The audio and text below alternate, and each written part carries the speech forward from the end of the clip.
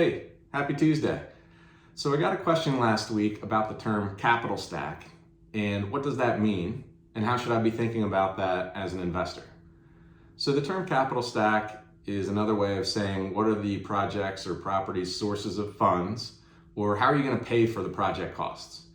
And I think it's important to think about that in the framework of risk and return as well as security and priority. And so if we take a simple example where we're going to do a project with all cash, so we have just equity.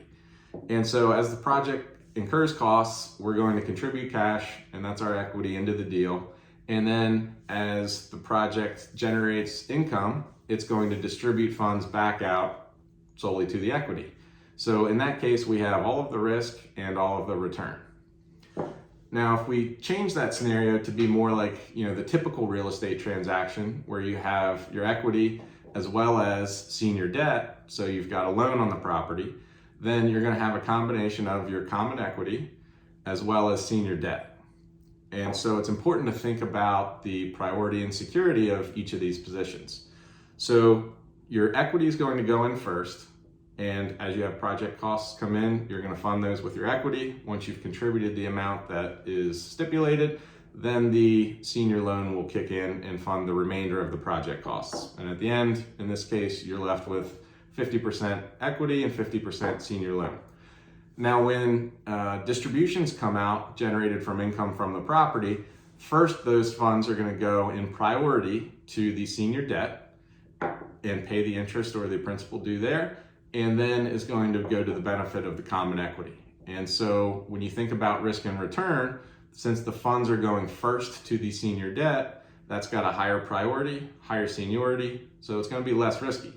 However, when you compare and contrast that to the common equity is in a riskier position, but has infinite upside. So if the project had a huge windfall, you'd still pay your senior debt, the interest and principal that was agreed upon, but all of the benefit of that windfall would go to the common equity. But also all of the losses would first go to the common equity. Now we can further complicate that by adding what's called mezzanine debt or preferred equity, and that typically will slide into the middle of the capital stack.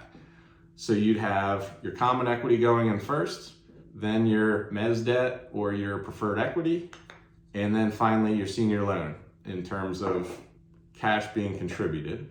And then as you have funds coming out from the property, would first go to pay your senior debt, then to pay your mezzanine debt or your preferred equity, and then finally to your common equity. And so your senior debt is going to be the most secure position because it's going to have a first lien on the property and get paid first when funds are available from the property's operations. Your second layer would be your mezzanine debt or your preferred equity. And that's going to typically generate a higher rate of return because it is in riskier position relative to the senior debt, but it's a safer position because it gets paid before the common equity. And so you think about your risk is getting higher as you go up the capital stack, and your rate of return or your expected rate of return is also going higher. Any losses that would happen to the property would start at the top and eat into the common equity before then going into the mezzanine or preferred equity, and then ultimately, finally, eating into the proceeds from the senior lender. And so it's important to know that as we have different market conditions and market cycles, the relative value of each of these positions can vary. So it's definitely something to keep in mind.